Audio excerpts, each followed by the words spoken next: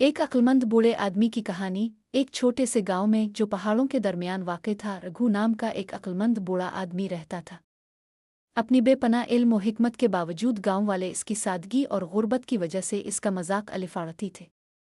वो इसे अक्सर बूढ़ा अहमक व फ़कीर कहकर पुकारते थे। एक दिन गांव में सख्त कहत पड़ गया। फसलें मुरझाने लगे और लोग शदीद परेशानी में मुब्तला हो गए। उन्होंने हर मुमकिन कोशिश कर देखी मगर कोई तदबीर कारगर न हुई। गांव के एक नौजवान एक छोटे से गांव में जो पहाड़ों के दरमियान वाक़ था, रघु नाम का एक अक्लमंद बूढ़ा आदमी रहता था। अपनी बेपनाह इल्म व हिकमत के बावजूद गांव वाले उसकी सादगी और गुर्बत की वजह से इसका मजाक अलिफाड़ती थे।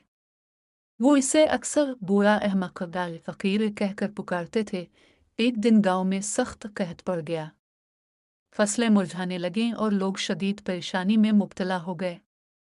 उन्होंने हर मुमकिन कोशिश कर देखी मगर कोई तदबीर कारगर न हुई। गांव के एक नौजवान रोहन ने सोचा कि क्यों न रघु के पास जाकर मशवरा लिया जाए, हो सकता है कि इसके पास कोई हल हो।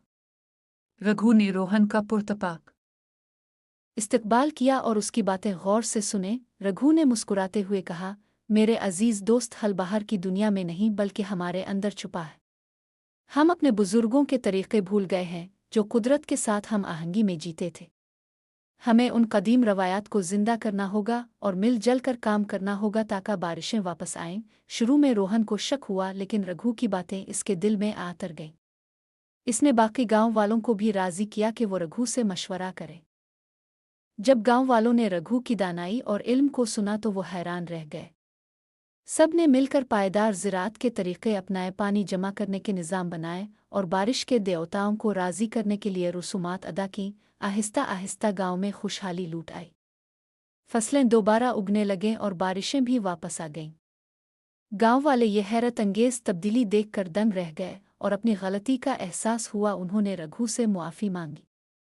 रघु ने मुस्करा कर कहा, दानाई दौलत दुनियावी चीज़ों में नहीं बल्कि दिल और दिमाग में छपी होती है। मैं इल्म और तजुर्बे से मालामाल हूँ और खुशी से ये तुम्हारे साथ बांटने आया हूँ। इस दिन के बाद गांव वाले रघु की इज्जत और कद्र करने लगे। वो अक्सर इससे मशवरा लेते और रघु खुशी से उनकी रहनुमाई करता। इखलाकी सबक, सच्ची दौलत और दानाई मादी चीज़ों में नहीं बल्कि इल्म, तजुर्बे और दिल की खूबसूरती में पोशीदा है। कभी भी किसी को इसकी ज़ाहिरी हालत माली हैसियत की बुनियाद पर कम ना समझी, क्योंकि हिकमत अक्सर गैर मुतवक्के जगहों से मिलती है।